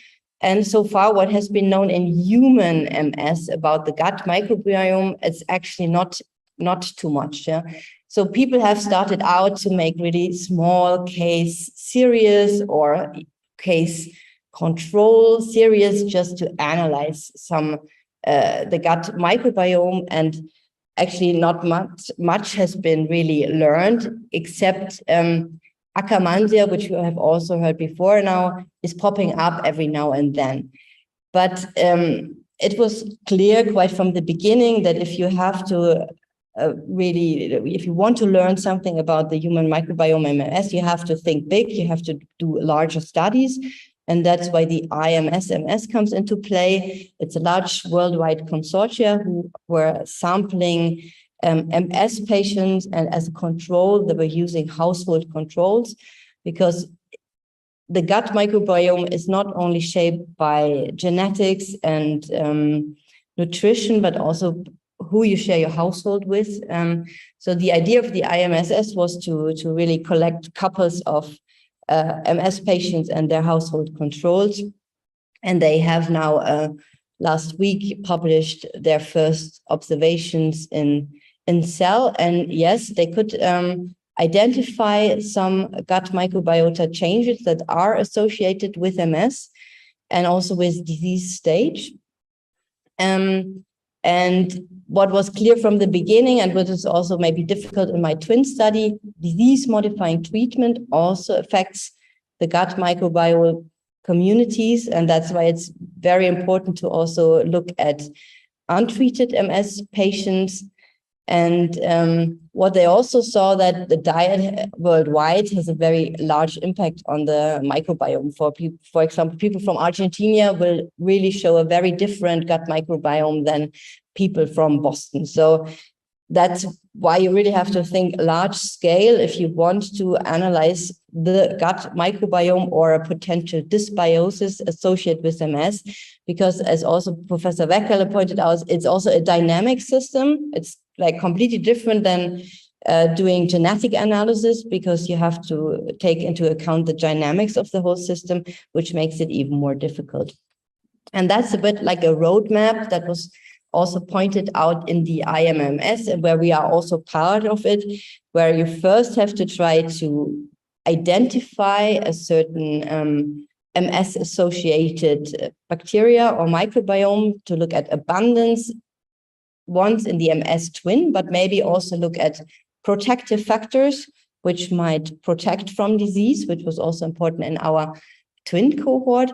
And then the next stage, and this is what Anneli will then lead on, you have to think of function and of mechanistic ideas and concepts, how these microbiota really trigger the disease from the beginning, and then to try to perform interventions. So just very quickly, of course, in the twin study that was already some years ago, at that time point, we had 40 twin pairs. We just simply looked at the fecal microbiome in the twins, and at a first glimpse, we could not see any difference in the fecal microbiome compared healthy versus MS twins. But then we had to, of course, to look at subgroups, taking into account treatment effects, etc., also different disease causes. And then already we could see that Akkermansia muciniphila was increased in our untreated MS patient. So that was more or less the bottom line. First, look at an ideal case control study to take a look at the human microbiome in MS.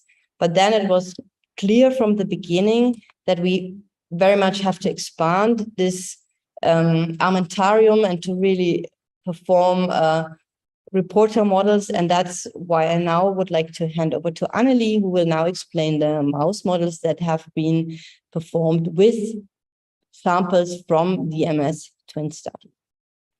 Thank you.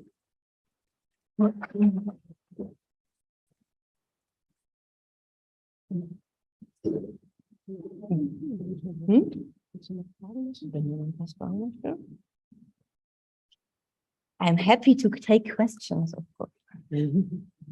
But we can also just continue.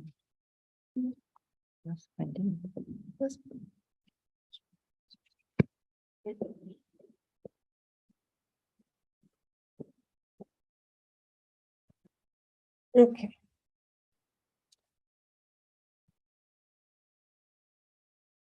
All right, so I'm happy to take over from my colleague Lisa, and we'll talk a little bit about our search for disease-triggering gut bacteria. And the data and the project has been mostly run by Hong-Sop Yoon, who's also in the audience. So what is the role of intestinal microbiota in EAE? Because that's the model that we want to use to have a functional readout of our microbiome. What is known is that when you treat wild-type mice with antibiotics, they do develop milder EAE upon immunization. And we are working mostly with a spontaneous EAE model because we hope that this is more physiological. And in this model, we have mice carrying a MOG-specific T-cell receptor, and they also recruit MOG-specific B cells from the endogenous repertoire and produce MOG-specific antibodies. And this is required for disease development. About 80% of these mice develop disease spontaneously at the age of 4 to 6 months. And they have a relapsing remitting disease course, which is close to what we see in human patients. That's another reason why we like this model. As Professor Wekerle already mentioned, these mice are protected from spontaneous disease under germ-free conditions, but develop only disease under SPF housing conditions. And that's why we think it's a very good model to study the influence of the microbiome. When you keep them germ-free and then recolonize the mice with the microbiome of normal SPF-kept mice, they rapidly develop disease upon recolonization, which is another hint that the microbiota is a triggering factor in this model. And of course, we are interested in the human patient microbiome, and that's why we have set up a system to generate humanized mice, meaning we can transfer the microbiome of our patients, and we have an efficiency of about 30 to 40% in our hands. So 30 to 40% of the human-derived species successfully colonize the mouse intestine. And of course, we want to use the twins to compare the microbiome of MS twin versus healthy twin. What has been done previously in Professor Wekerle's group, together with Kerstin Behrer and Gurumurthy Krishnamurthy, is to colonize these mice with fecal material from MS twins. And it has been shown that the fecal material from the MS twin causes disease with higher incidence compared to the microbiota of the healthy twin. So this is fecal material, so we know there's something going on. And now we want to go into more detail. And we think that it's important to consider that the microbiome is not uniform inside the intestine, but actually the composition differs drastically between different segments and also radial location. So we have completely different composition in the ileum compared to the colon, compared to the feces. And also in the mucus, you have different sorts of bacteria that are closer to the gulls compared to the luminal bacteria. So to identify pathogenic species, what we thought would be necessary is to take bacteria from different locations in the intestine. And we have been doing this by enteroscopy. So Lisa has set up a system that we can sample luminal, terminal ileal bacteria and also take little biopsies. So we get also bacteria that are mucosa associated. And we can do the same in the colon. And then we can transfer these bacteria from different sites into our mouse model and see what is pathogenic. So just to kind of show you that actually when you look only at the ileal bacteria compared to the fecal bacteria, you can all of a sudden see a lot more differences between MS patients and healthy controls. And we think that is encouraging, that we actually might be able to zoom in on real important differences this way. So the first experiments that we have done have been focusing on ileal microbiota, because we think this is actually the site that is probably most important for stimulating T cells. And what we have done is transfer ileal microbiota from an MS donor here. And we could actually see that this does trigger disease, especially in female RR mice. It also goes along with an increase of MOC-specific antibodies. So this is also a hallmark of this model. So the MOC-specific antibodies rise and facilitate disease development. When we analyzed these mice, actually Hong analyzed 2 time points, one after 2 weeks after the colonization and one at the end point. So 12 weeks or when the mice developed disease, and then analyzed their microbial composition by 16S sequencing. And surprisingly, you could see that actually in the sick mice at the end point, there was a dominance of one species, and this species is called Eisenbergiella tayi. And it's also present here in the healthy mice and in the ones at the early time point, but it only becomes dominant, very dominant as disease develops. We have then, or Hong has then successfully been able to isolate this Eisenbergiella and culture it in vitro. And he has then performed a monocolonization, meaning that the RR mice, the germ-free RR mice, receive only this species. And we could see that this actually triggered disease development as well. So we think that Eisenbergiella tayi is a true disease trigger.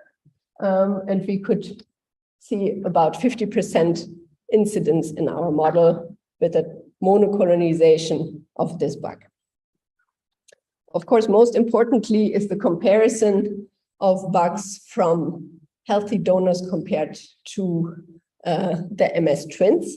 And here is one example where we did this side-by-side transfer of ileal microbiota, again, from an MS twin together or side-by-side with the ileal microbiota from the healthy twin.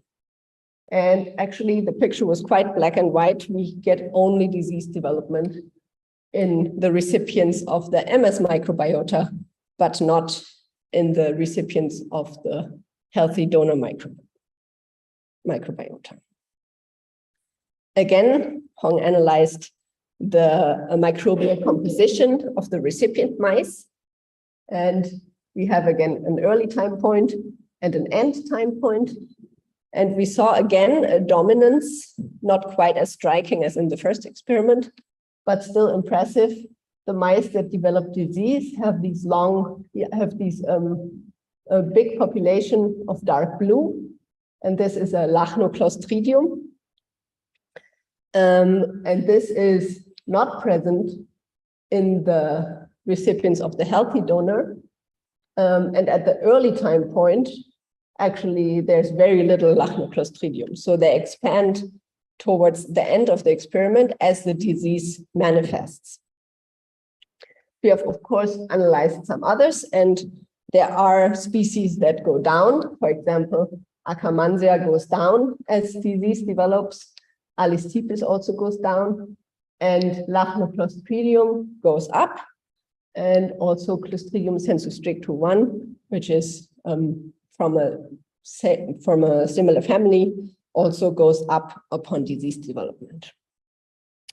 When you look at the immune response in the gut, you can also see a pro-inflammatory immune response forming in the recipients of MS microbiota compared to the recipients of healthy twin.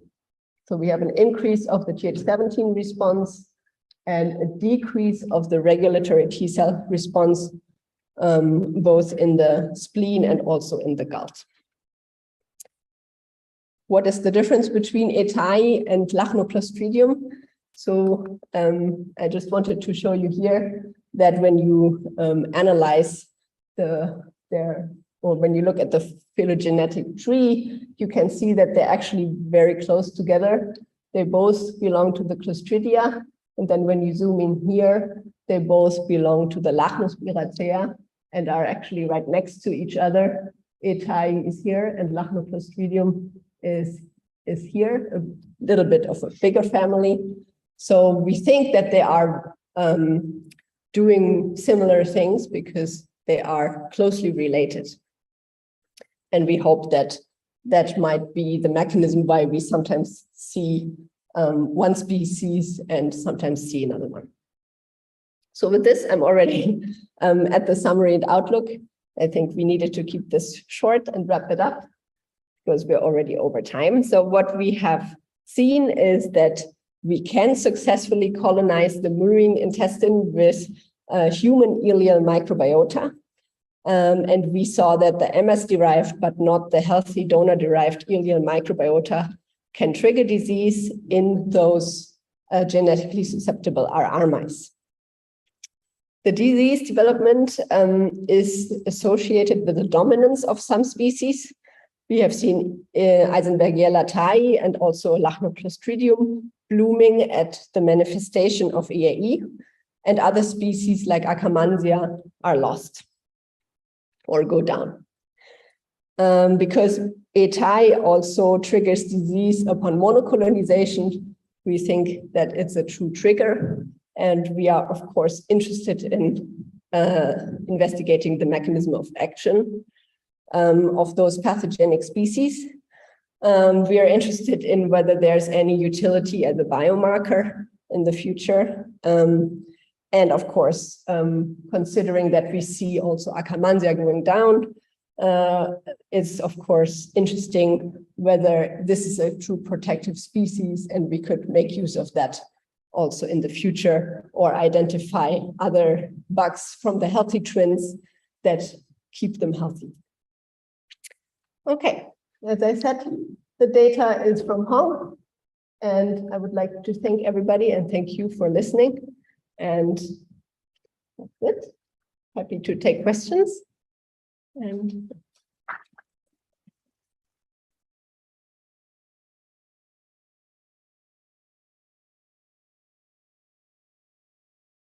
yeah. Maybe a question about that. I have to repeat the question for the online audience. The real question, I think it's very fascinating data. The one thing is, this is a very good question I think Luca asked before. Yeah. As far as I understand, you see the dominance of the species at the time when the mice are sick. Yeah. So is there a way of excluding, because I assume sort of sickness does a lot of things to the mice, like they move around less, they have, you know, probably some kind of other Less. that ultimately affects the way they eat, the way they drink. Absolutely. So would that, in a way, lead to the dominance of one species and not the other way around, because you get the don't see the changes before. I mean, obviously, the trigger that you can do it with Wegerle happens with against it, but yeah, it's not a proof. That's correct. We are thinking about adding more time points. So because all we have to really do is collect the feces. So we are trying to add more time points so that we can at least get a bit closer to the onset or have something that's just, you know. Regular EAE, I mean, they would have some similar against disease. Yeah, I mean, a regular EAE that has been done, it has not been described that there's such a deep dominance or blooming in a regular. Or you mean with transfer?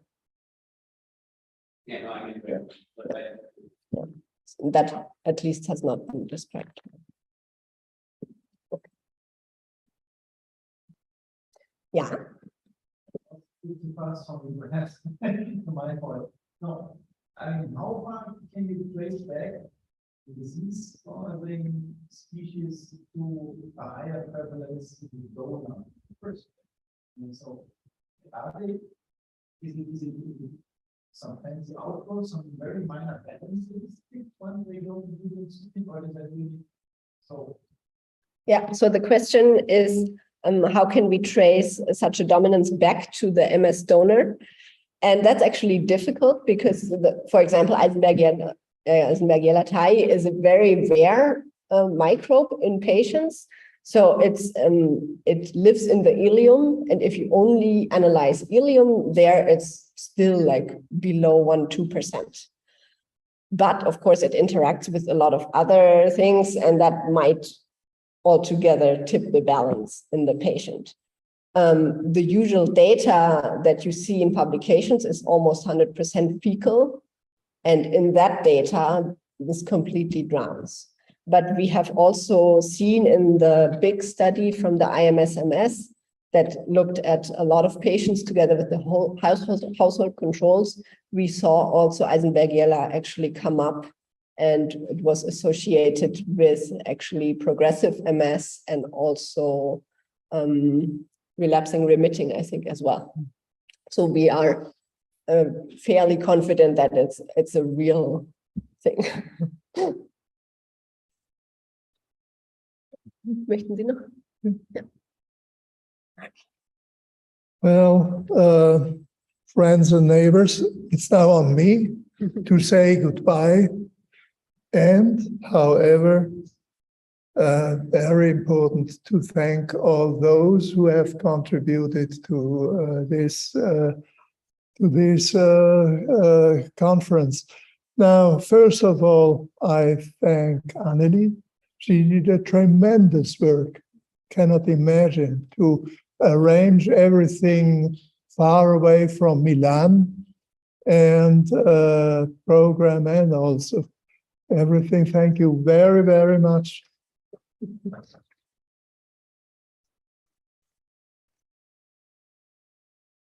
And then, of course, I thank the contributors. One of them far away, I think, in Freising, and two of them are sitting here. Thank you very much for your exciting talks.